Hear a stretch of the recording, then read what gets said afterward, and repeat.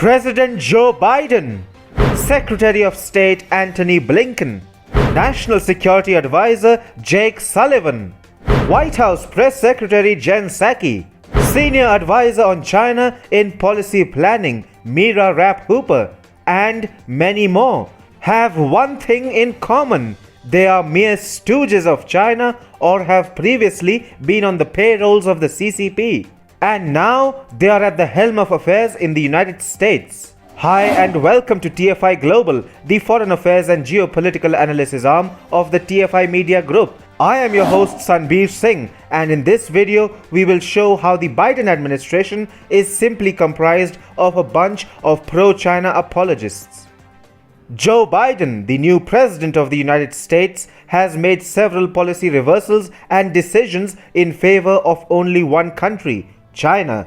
Therefore, it doesn't come as a surprise that his administration is filled with officials who have had links with the Chinese Communist Party. Biden administration's affinity to China is well documented. Biden has gone ahead with dismantling and undoing all the feats that the former president had achieved. It was believed that there were ideological differences between the two US presidents, but new discoveries have been made. It is becoming clearer that ideological differences have played only a small part in the reversals. In fact, the real reason is the collusion between the US administrators and the CCP. Joe Biden's Secretary of State Antony Blinken, his National Security Advisor Jake Sullivan, White House spokesperson Jen Psaki, and Senior Advisor on China in Policy Planning Mira Rapp, all of them have one thing in common: their affinity towards China. And why? Because all of them have been part of organizations where the biggest client was the CCP. Joe Biden's Secretary of State Antony Blinken is the co-founder of WestExec Advisors, a consulting firm.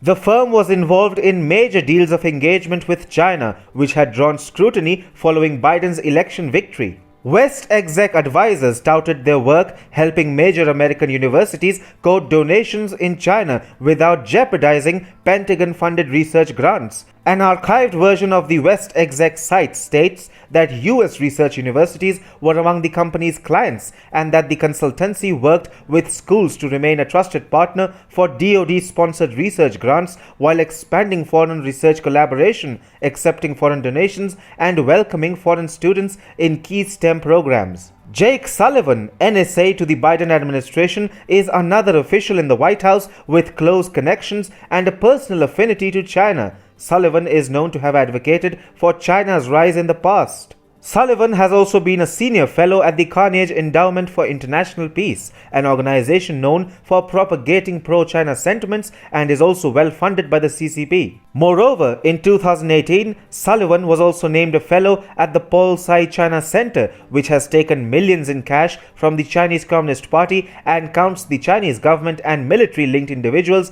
as fellows and speakers. The center re-established itself in 2016 following a $30 million donation from the son of the late Paul Tsai, vice chairman and co-founder of Alibaba, Joseph Tsai. Alibaba, founded by Jack Ma, has close financial and personal ties with the Chinese Communist Party. Mira Rapp, Biden's senior advisor on China, has also served as a fellow at the same center. Yale's profile page for the center clearly reads, "The center is the primary home for activities related to China at Yale Law School. The center is a unique institution dedicated to helping advance China's legal reforms, improving US-China relations, and increasing understanding of China in the United States. The center works collaboratively with a broad range of top experts in the Chinese government, universities, and civil society on concrete projects designed to have positive practical impact." It does not end there for the officials in the Biden administration. Jen Psaki, the press secretary for the White House under this administration, was also on the payroll of the WestExec Group not long ago. WestExec has dabbled in an array of consulting work, some of which involves US adversaries such as China and Russia. Now the members and a co-founder of the group are at the top of the command lines in the US government. And it's not just fellow officials from the Biden administration that have massive collusions with China. The president himself has been compromised. A previously unreported press release from a US-based CCP consulate reveals that Biden participated in a welcome reception with CCP Vice President Li Yuanchao featuring Tung Chee-hwa. The press release read, prior to the meeting, Li Yuanchao held a welcome ceremony for Biden at the North Hall of the Great Hall of the People. CPPCC Vice Chairman Tung Chee-hwa and others were present. So, who is Tung Chee-hwa? Well, he is the Vice Chairman of the Chinese People's Political Consultative Conference, or the CPPCC, which has been identified as the highest-ranking entity overseeing China's United Work Front according to the US-China Security and Economic Review Commission. The effort, according to the US government report, aims to co-opt and neutralize sources of potential opposition to the policies and authority of its ruling Chinese Communist Party and influence overseas Chinese communities, foreign governments, and other actors to take actions or adopt positions supportive of Beijing's preferred policies.